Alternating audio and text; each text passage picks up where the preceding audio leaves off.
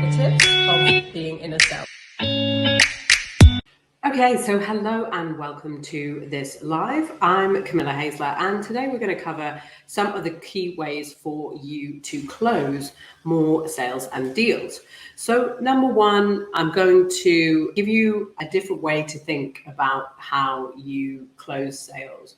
So with closing sales, we're looking to incentivize our buyer to take a decision, take a review, a serious review of our offering, and ultimately take a final decision as part of that. There's a lot of people in sales who get focused on a lot of the different details in the sale, such as the price, such as the buyer, do they have the budget, and all sorts of other things. But ultimately, we are inviting a buyer who we believe and confirm as part of that sales conversation is a serious buyer, i.e. they are intending to review our offering and share why specifically they are interested in offering an industry and the type of solution that we bring. And here's why this is important, is because timing is a key aspect in closing a sale. Because if someone is ready, they are currently looking for a solution and they've had what is called a compelling reason, a compelling situation happen, then they are far more likely to take a decision on that in a sooner and shorter time frame. And here's what's important, that at any one time in all the new prospects and buyers we'll be meeting with, some will have different timelines than others. But if a buyer doesn't have compelling reasons to take their decision, then this is what is going to delay or potentially stall the sale going through.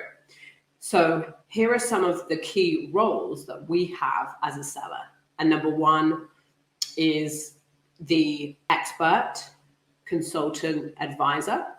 And there we have authority, we have awareness of the industry, and we have awareness of the solutions out there, like our offering. And why this is important is because a buyer will have done their own research and homework, but ultimately we, representing our offering, will have more knowledge and expertise. And that's part of the value that we bring to the sales equation. Number two, another important role that we have in closing that sale is to help a buyer to evaluate our solution and offering and if it is a fit for them. Now, again, many people in sales and selling situations towards the close will be focused on, is this buyer a fit for them? And that is an important thing for us to be aware of. However, our buyer will be thinking exactly the same thing.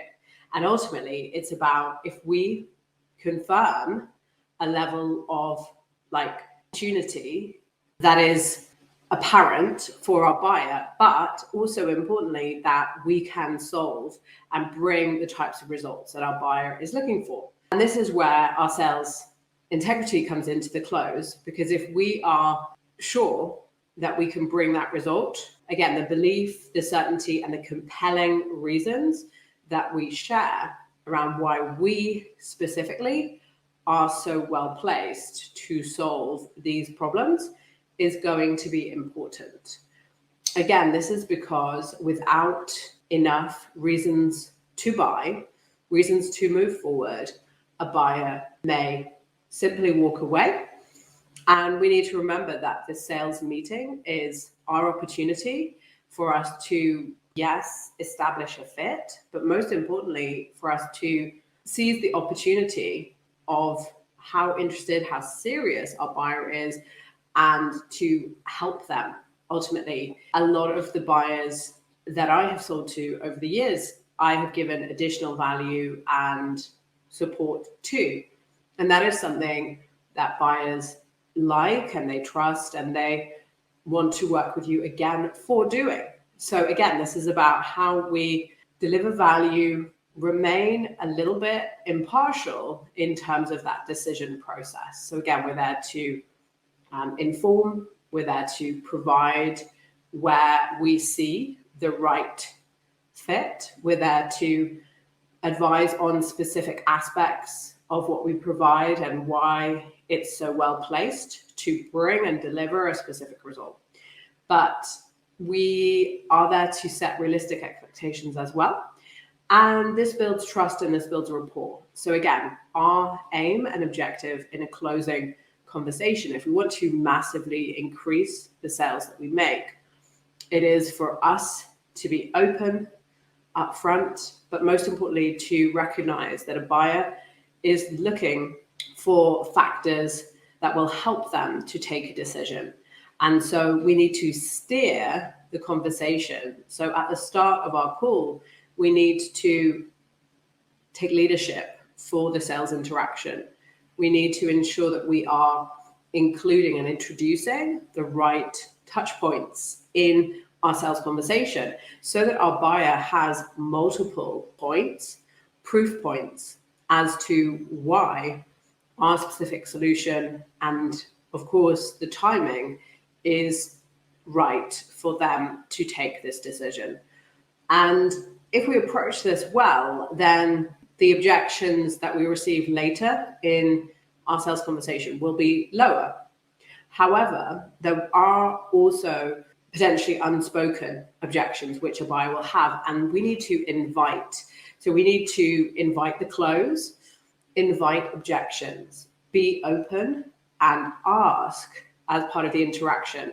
Because again, if that sales meeting closes, we need to recognize that was because we asked the right questions at the right time and we were brave, direct and relevant, and we stayed focused on the decision that a buyer was looking to take and help them to do that.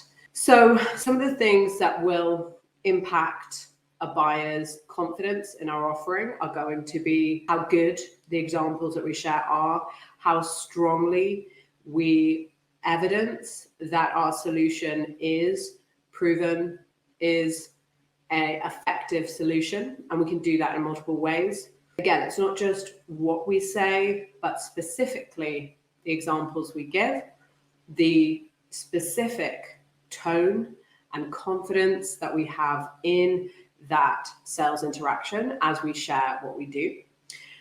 And that takes conviction and belief. And you will have heard the expression that sales is the transference of belief. Now, it's not, in my view, it's not only the transference of belief, but belief and the positivity, the confidence of the seller is definitely a factor in whether that deal moves forwards, because people want to work with those they like, those that make them ultimately feel good about themselves and what they're doing. And so again, we need to recognize that part of our role and part of why we are helping another buyer to take their sales review is for them to feel differently, reach a different result, overcome a specific challenge that may have been troubling them for some time, and that all of this together will lead to that all-important shift and change in a buyer's life. And here's the thing, we don't want to underestimate the impact that we bring in selling our offering, in transforming the lives of others. And by closing, by seeing the meaning and the importance of what we're doing for ourselves and also sharing that with a buyer, this really helps them to see it in a different way. It elevates how a buyer feels about what they are doing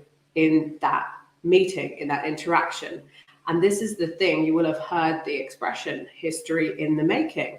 If we think about it every day, if our buyer is the star in their own movie, then the decision they're taking and the action, this new action as part of working with us, if it's a fit for them, could be a very important turning point for them.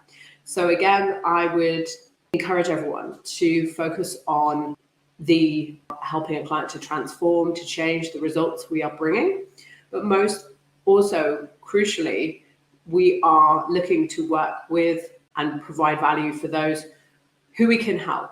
And that starts from the very start of our sales meeting and interaction with them. And that's an important point to note, which is that closing starts at the start of that meeting. Closing, proactively handling objectives by some of what we share and the specific points we speak to or questions we ask, is again how we are well prepared and well organized to approach that sale. Because an important thing to note is that almost every buyer might have an objection, and that objections are going to almost inevitably happen. But how we build up to those is going to make the difference between how strong that objection is and whether it takes root or whether it simply gets displaced by how you address and handle that objection at that point and also earlier in the sales conversation. Another important way we can see closing in sales is we are inviting and creating the opportunity for a buyer to take a decision to work with us and make a change, importantly, in their life or their business. And if we change how we think about sales and what we're doing, we will see an increase in our closing rates because we will have more belief, conviction, and clarity as we share what we do. But importantly, we will also help our buyer to overcome some of the challenges that they may be wrestling with in a way that feels good to them. So I hope this has been helpful. Make sure that you tap on the follow button and follow this channel. And I will be back for another live recording soon. Thank you, everyone, and happy selling.